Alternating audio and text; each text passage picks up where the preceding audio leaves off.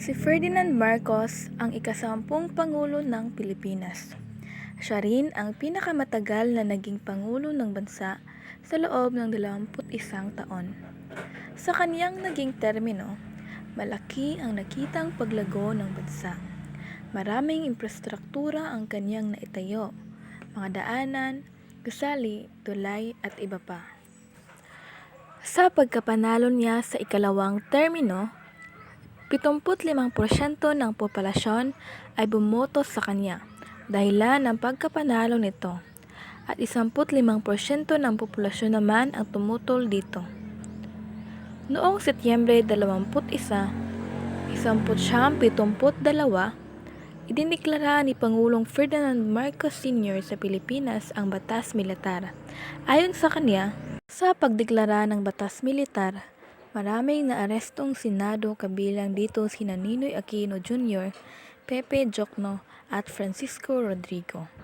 Pati ilang journalist, estudyante, guro at kahit na mararangyang tao sa Pilipinas. Imbis na matakot ang mga tao sa Batas Militar, bagkus ay lalo lamang lumakas ang mga protestante. Maraming naging positibo at negatibong resulta ang Batas Militar. Ito ang mga positibong nangyari noong Batas Militar. Ang daanan ay malinis na, ang mga mamamayan ay naging disiplinado at mababang kriminalidad. Ito ang mga negatibong nangyari noong Batas Militar. Pang-aabuso ng mga militar sa kanilang kapangyarihan.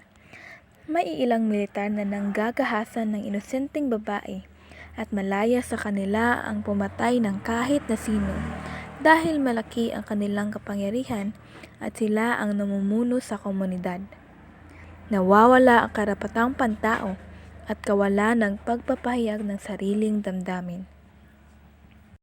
Noong Desyembre 22, 1980 sa ika-45 anibersaryo ng Sandatahang Lakas ng Pilipinas sa Campo Aguinaldo, idiniklara ni Pangulong Marcos ang pagtatapos ng Batas Militar.